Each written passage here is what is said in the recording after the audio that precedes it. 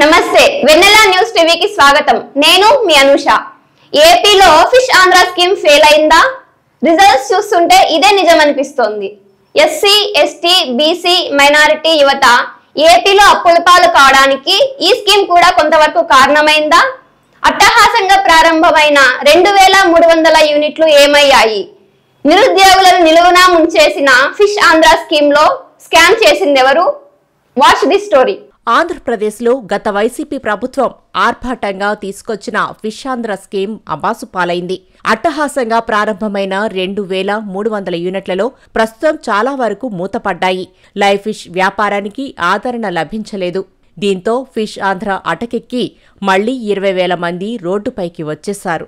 ఈ fish Andhra స్కీమ్తో YCP నేతలు జేబులు నింపుకుంటే ఎస్సీ, ఎస్టీ, బీసీ, మైనార్టీ యువతీ యువకులు మాత్రం అప్పుల పాలై వీధిన పడ్డారు.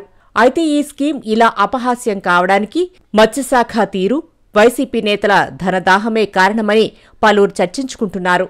లబ్ధిదారులకు నగదు రాయితీ ఇచ్చి నిర్దేశిత ప్రమాణాలతో రిటైల్ అవుట్లెట్లు ఏర్పాటు చేసుకోవాలని చెప్పాల్సిన మత్స్యశాఖ ఫ్రాంచైజీ రుసుము చెల్లించి పరికరాలను తాము చెప్పిన సంస్థ నుంచే తీసుకోవాలని లబ్ధిదారులకు ఆదేశాలు జారీ చేసింది. ఫ్రాంచైజీ పేరుతో ఆరంభంలో 80,000 వసూలు చేసిన మత్స్యశాఖ ఫిష్ ఆంధ్ర బ్రాండింగ్ కోసం ప్రతి నెల 7,000 చెల్లించాలన్న నిబంధన పెట్టింది.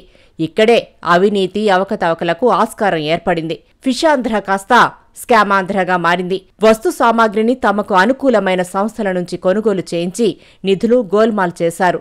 రాష్ట్ర ప్రభుత్వంచే తన వంతు వాటాను విడుదల చేయించకుండా బ్యాంకు రుణం, కేంద్రం లబ్ధిదారుని వాటా నిధులతో వస్తు సామాగ్రిని కొన్నారు. ఏమాత్రం నాణ్యత లేని లైవ్ ఫిష్ టబ్, బల్లలు, చేపలను శుద్ధి చేసే పనిముట్లు, శీతలీకరణకు రిఫ్రిజిరేటర్, ఐస్ తయారీ వంటి యంత్రాలను తక్కువ ధరలకు కొనుగోలు చేయించారు. ఈ పరికరాలు కొద్ది రోజులకే పాడైపోయాయి. దీంతో లబ్ధిదారులకు వాటి నిర్వహణ భారమై సుమారు 20,000 మంది యువతీ యువకులు అప్పుల భారంతో రోడ్డున పడ్డారు.